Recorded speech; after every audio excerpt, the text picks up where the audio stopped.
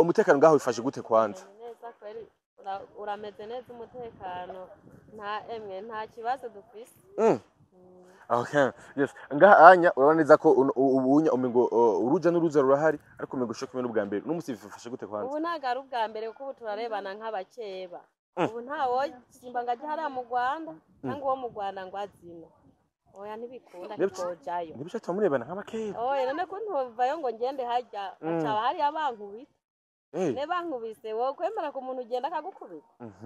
Aho muca murebana nawe. Kuko twari tugeze kure abandi bari batanguye guhunga mbere abandi bari baragiye za Tanzania. Hari hasigaye umwe yo bari barugaye. Umve natwe twari turi mu migambi yo kuvuga ati mbe nk'ubu twari tuzogenda gute n'abana bacu. Leta bone ikiratwiyumvira ikitangura kuturungikira rero akarasiyo tuzaturagaburira abana ubu twese imitima iri hamwe.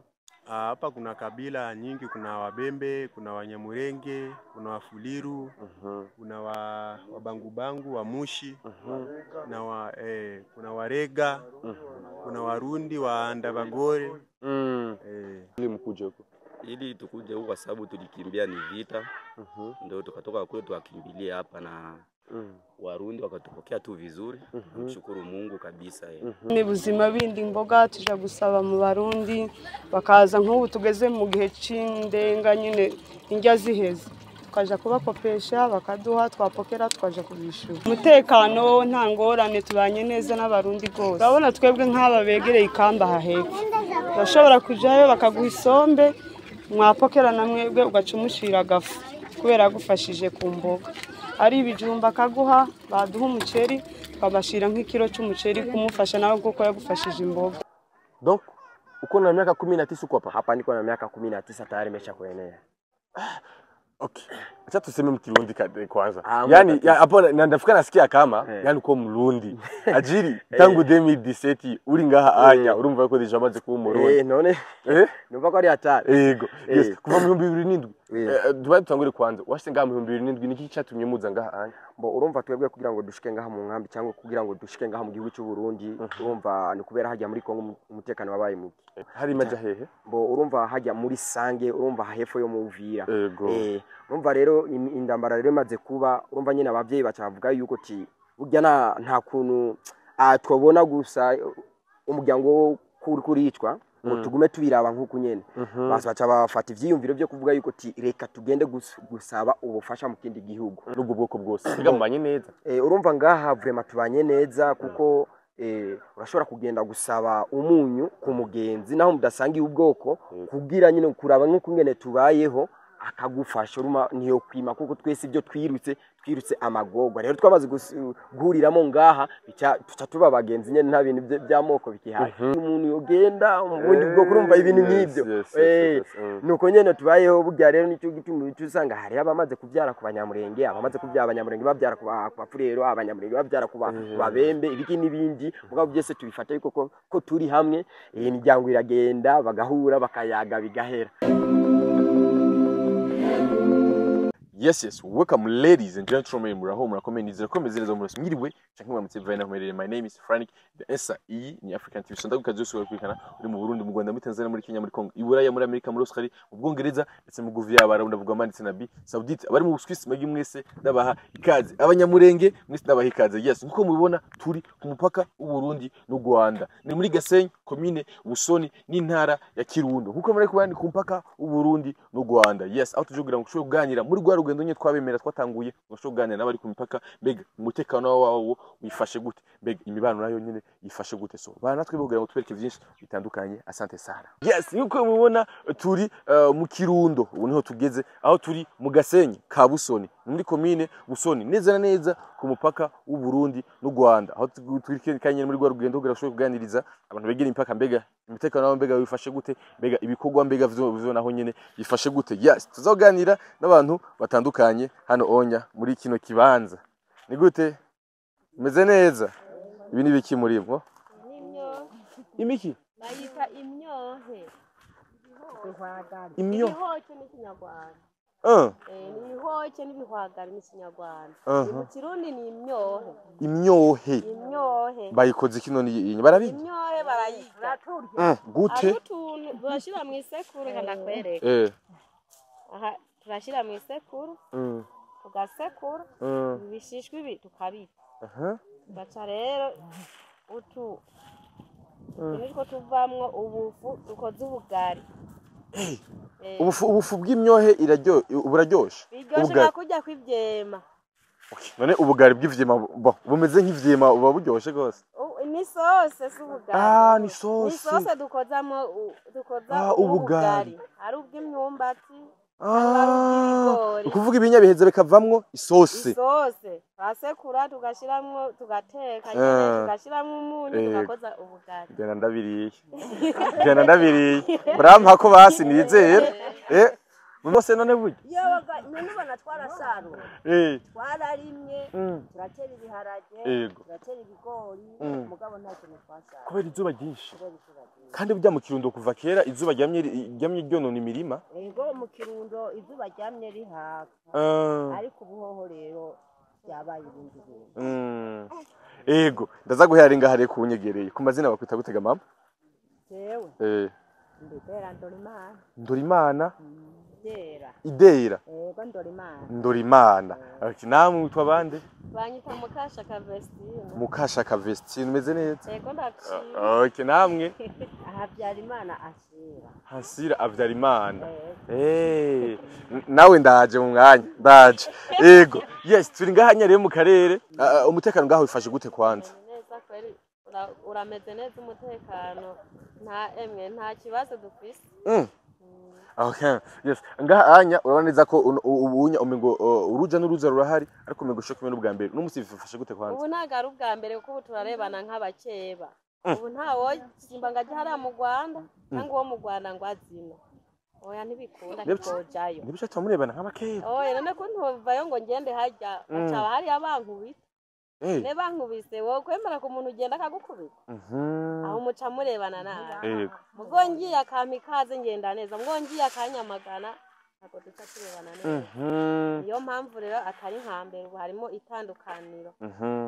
Ego kumva harimo itandukaniro by'uno munsi hamwe na hambere kwa kuno munsi umva ko bizakomera abana bakeba umutekano wanyu ngahare wifashe gute? Eske muratekanye mwebwe ko mumva mumeze umengo hari bitagenda neza?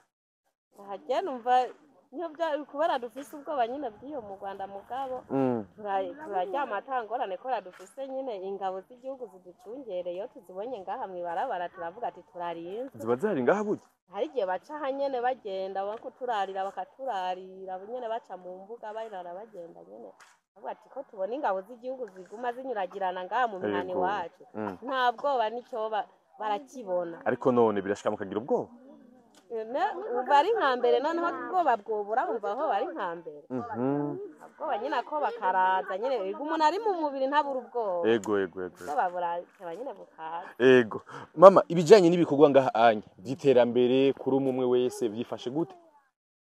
Kuri umwe wese ego urumva by'iterambere nyene nk'udushira hamwe baraziganya bakaguranana amahera rero akaba make gose. Mugabo rero ubu twari tumaze iminsi nyene nk'aba ndonsa agashira hamwe baguranana nicyo kidutunze rero ubu agashira hamwe. Ego nta kindi. Ego ngahanya uyu mwaka nibihe bintu ibitegwa byabonetse canke n'ivyabonetse vyaciye bigenda? Nta na kimwe aho habona guca nyene n'utunyene nkuyeho gusa nutuntuyeho gusa nta kigori nta giharage twarateragiye vyumye nyene bikiri ingamba ntoya. Hasigara rero tutwohutu amasaka nayo ngaya nabivye ngaya aya nayo yumye. Ana masaka yumye nayo namasaka nayo yumye. Ino nikiye kintu nikiye gitega gikunda cyane gihakunda wari umwumbati nayo ubu yumye ubigiye kuma nyene ihagaze nta kindi cyo ndagama ngabe imyumbati niyi myoherereye. Yego nikiye kintu mushimira leta y'u Burundi uno munsi aho bigeze? Leta y'u Burundi ubu uya urabona nk'ubu uruzuba rwaraze ubu twari tumaze iminsi n'umukuru w'igihugu aturungikira utuntu turi bufungura. N'aka kajisho n'utugori yaturungikiye n'agaciro biyumvira akabarungikiye ko yaraturungikiye n'ubu naka kajisho dufise jambo rimwe rero jambo rimwe kuri we kumba yababarungikira nukuri naka kajisho n'aba bana nutwo tugori n'agaceri yaturungikiye kandi ndabona baravyibushe basa neza ntacyo babaye ubu baranwa ubuyi bakanwa ko k'ibigori nyene ubuyi bakabagirira n'agatsima tukaguma aho rero nicyo tuburya imboga gusa yego nk'utu turahariho nitwo tubiheza tukagira rero yego nirihe jambo ushimira kumbure leta y'u Burundi uno muca ngisikara cy'u Burundi kubura umunsi muvuga ati iyo tubabonye twe turarima koko icyo nayishimira nuko itwiyumviraho leta y'u Burundi vuga ati nahara ku mupaka niyo hari y'abantu hakaka n'uruzuba turabiyumvira niyo mpamvu leta y'u Burundi icirungika igihugu kikaza kuducungera kandi kanibuka ati hajyari y'abantu habe tubahe n'udufungura bafungure kuko izuba ryarabakiye je niryo no yishimira kuko twaye tugeze kure abandi bari batanguye guhunga mbere abandi bari baragiye za Tanzania hari hasigaye umwe yo bari barugaye umvira ko twaye turi mu migambi yo kuvuga ati mbe nk'ubu twege tuzogenda gute n'abana bacu leta bone ikiratwiyumvira ikitangura kuturungikira rero akarasiyo tuza turagaburira abana ubu twese imitima iri hamwe tugumye mu gihugu kora tuvuga ati u Burundi buratwiyumviriye leta y'u Burundi aratwiyumviriye reka tugume hamwe tugume mu gihugu kuko umukuru w'igihugu aratwiyumviriye nta ngorane ntabwo bakati tukaguma tubona baguma baza kuturaba banakizura yego baguma bakizura ntabwo badufisa bwo Imana igumi bahezagira agume bagira amaso nyina kanura arebe nabo bantu baguma baza gutera igihugu cy'u Burundi yego niyo no byiyumvi nabindi urakoze cyane yego ndabashimiye cyane mama yego murakoze yego namwe murakoze kuza kuturaba burya tubabonye hajya ati mbeka bajya abantu yeme baturutse mu Rwanda niko twatwiyumviriye n'ubu none bajya n'abanyarwanda tepo atisa abanyarwanda Tiyo babanyarwanda bafise ibikoho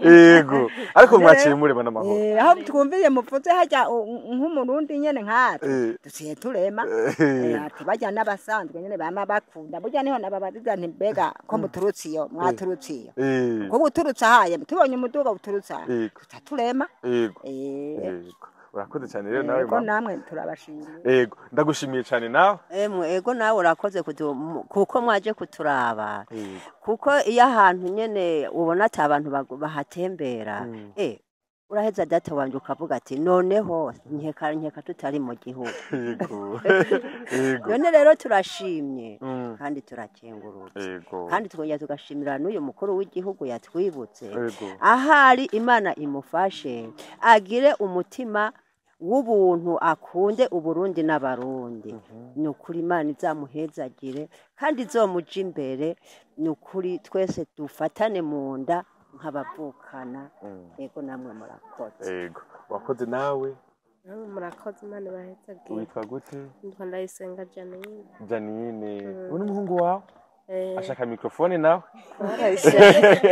yego wakoze nawe kubana natwe yego namwe yego ndakagaruka kandi tuzogaruka yego tuzakagaruka kurema yego oya tuzobwirizwa kuzogaruka kubera ko Imana batubereye ko muremye kandi mukamwa twakire nkibaramutse navuga ati abantu bavanyishura gute kwe zora ko mwaciye munyakira zikaze gose burya twaryohewe gose twaryohewe yego mwakoze cyane rero yego kandi bahezagire mushike n'amahoro yego amen yes merci beaucoup yes muko mubona rero umutekano ni wose ngaha anya uraniza ko na bamwe baba ngaha ku mupaka bavuga ati nukuri imeze neza turashimira leta y'u Burundi turashimira igisirikare cy'u Burundi abaneza ko bari kora kizura bagatuma abarundi barema bagatuma abanyagihugu barema koko ntibagira ubwoba hama ngo batizabo nkuko hari abandi batinye baratizabo kumbure ariko bakavuga ati turashimira leta y'u Burundi kubwuko ishobora kubana natwe igihe cyose atweka yuko ikumena twebwe ari dufungwa bakaduha ndetse n'umutekano wose ukabukwiriye yes merci beaucoup gumana natwe mu rugendo rwacu yes welcome ladies and gentlemen yes nkuko mubona rero muratumaze kugera mu nkambi ya Musasa ni muri commune nde yes muri commune Yes, muri komine y'Ikiremba n'intara ya Ngozi neza na neza muri ka ya Musasa. No twaje kuganira abantu bagibaho kwira nabo cyo kuganira iyo bitandukanye. Hari ubwoko bw'ubutandukanye bw'abakongomani, hari abanyamurenge, hari ababembe, hari n'abandi benshi koko hari amoko menshi atandukanye. Yes, tuje byinshi bitandukanye ku mubano wabo, kuri security yawe, ku mutekano wabo muri rusangi nk'abakongomani mu gihugu cyacu cy'u Burundi ndetse n'ubuzima bwaho muri rusangi.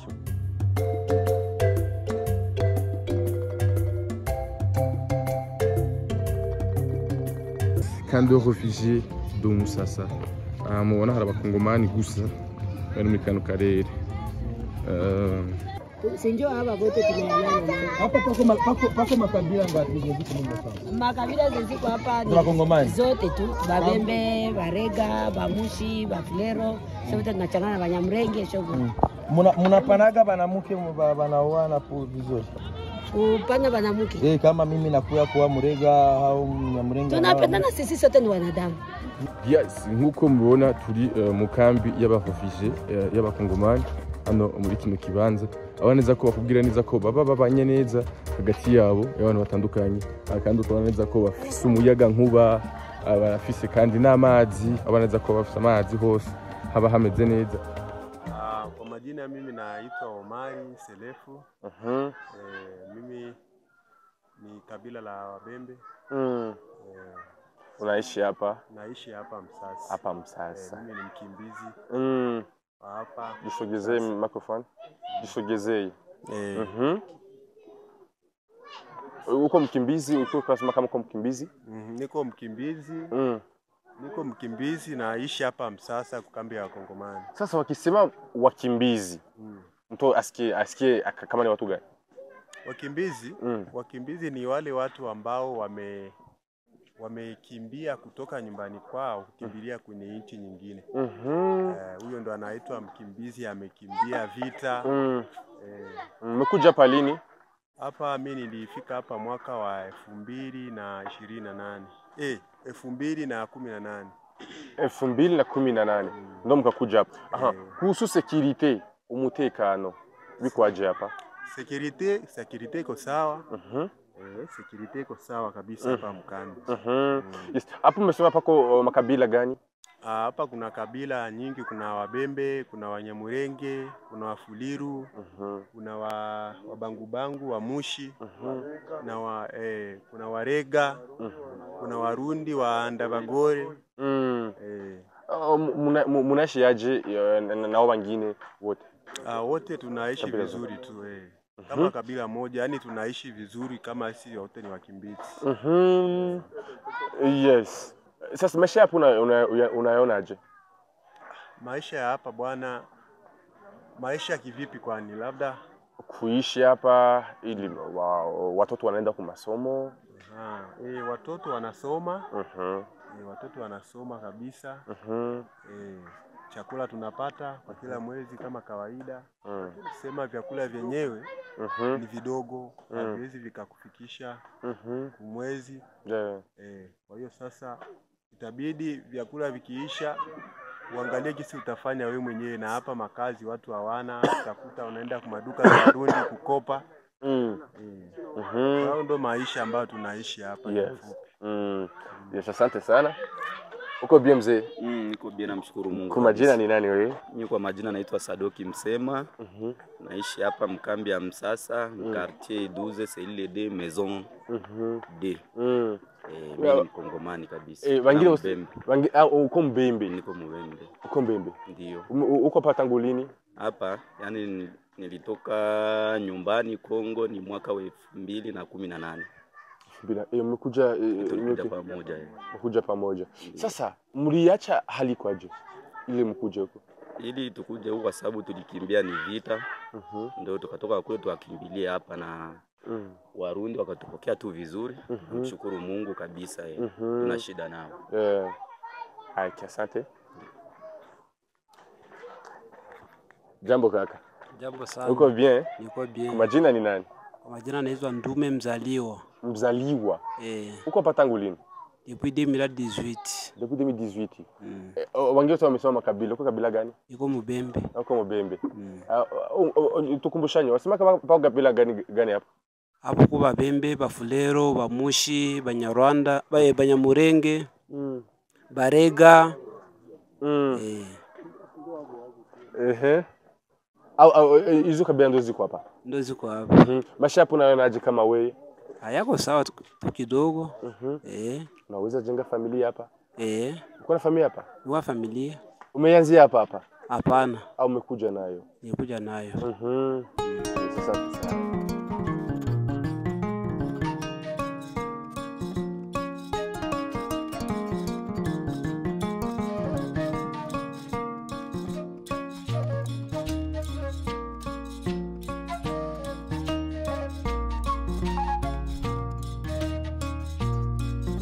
Mazina banyita Mutoni Mfurakazi, tugize imyaka 18 hano mu kambi. Ubuzima nyene urabona buragoye guhera ku mazi, nk'ubu ibido rigeze ku 5. Indwi yose twaheruka kuvoma kwa kabiri, dusiye kuvoma uyu munsi. Nyine buzima bindi imboga tuja gusaba mu Barundi, bakaza nk'ubu tugeze mu gihe c'indenga nyine indya ziheze. Tukaja kubakopesha bakaduha, twapokera tukaja kubishura. Ikibazo cy'amazi nticyahora mugabo muri iyi minsi nyene yavuba ashize nk'amezi nk'atatu niho ibido tuyigura 5 nawe urabyumva kuvuga amazi wobona ukoresha mu nzu yose mwoga mufura ugeza nk'ibihumbi 10 kandi nta bushobozi dufite umwe rimwe na rimwe tuja kumwonga kumesa abavyeyi kubera kubura amahera yo kugura amazi. Umutekano nta ngorane tubanye neza n'Abarundi gose. Urabona twebwe nk'aba begereye ikamba hahepfo. Bashobora kujayo bakaguha isombe mwapokera na mwebwe ugacumushira agafu kubera gufashije ku mboga. Ari ibijumba kaguha baduha umuceri babashira nk'ikiro cy'umuceri kumufasha nawe kuko yagufashije imboga. Ni benshi bamaze gushingirana kubera ko tubanye neza nawe. Yego murakoze.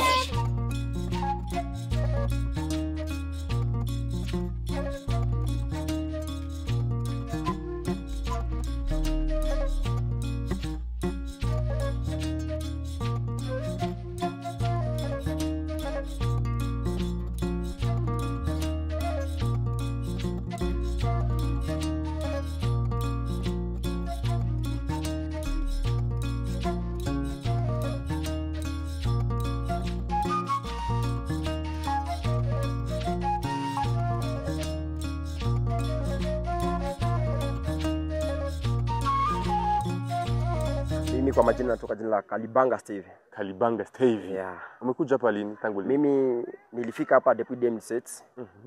2007? Yeah. Donc uko na miaka 19 uko hapa? Hapa niko na miaka 19 tayari nimeshakuenea. Okay. Acha tuseme mkirundi kwanza. Yani hapo nandafika nasikia kama yani uko mrundi. Ajiri tangu 2017 uri ngaha anya urumva ko deja maze kuba umurundi. None. Numva ko ari atari. Yego. Yes. Kuva mu 2007. Dubaye tutangure kwanza. Washite ngaha mu 2007 niki cyatumye muza ngaha anya? Bo urumva twebwe kugira ngo dushike ngaha mu nkambi cyangwa kugira ngo dushike ngaha mu gihugu cy'u Burundi, urumva ni kubera hajya muri Kongo umutekano wabaye muke. Yego. Bo urumva intambara cyane cyane ibyatume twebwe tudangaha mu nkambi ni intambara zabaye muhira hajya muri Kongo. Hari maja hehe? Bo urumva hajya muri Sange, urumva hepfo yo mu Uvira. Urumva rero intambara rero maze kuba, urumva nyine abavyeyi bacavuga yuko ti burya nta kuntu twobona gusa umuryango kuricwa ngo tugume tubiraba nk'uko nyene. Basi baca bafata ivyiyumviro byo kuvuga yuko ti reka tugende gusaba ubufasha mu kindi gihugu. Urumva turaza rero ngaha mu Burundi. Mugishika mwakiriwe gute? Bo urumva twebwe tugishika ngaha mu Burundi nyene vraiment twatanguriye hajya mu Bujumbura ahantu bita kuri Onapra. Twatanguriye baratwakira hajya ndiko ndavyibuka neza twahakubise indwi 3. Turi hajya mbo bamaze kutwakira batabazana imuduga tuyinjira dushika ngaha. Tugishika ngaha twasanze nyene urumva hamaze gusa neza kuko twasanze ari ibiti gusa. Urumva twasanze ari ibiti mbo dusanga batubakiye utuzu twinuzenya twamabashi amahema. Niho twashikiye rero twamaze gushika hajya baradutekera indya kuko twari bwamaze kumenyera ngaha. Baradutekera umuceri, ubushaza, bakaduha bitetse. Hama rero kungene imisi yagiye iriko ricuma nyene iriko iragenda baca batubwira ati rero tingo tubereke ku mabiro, baca baza ngaho ku mabiro aca baratangura kuduha rero ivyo kujya kutugaburira. Ubuzima bungahanya mugishinga bwaraboroheye bo urumva nyene byari bigoye cyane kuko twashitse ngaha ibintu byari bigoye cyane kugira ngo turonke ibyo kurya nyene kugira ngo turonke amazi kugira ngo tumenanye nyene ngaha kuko urumva ngaha turi amoko atandukanye.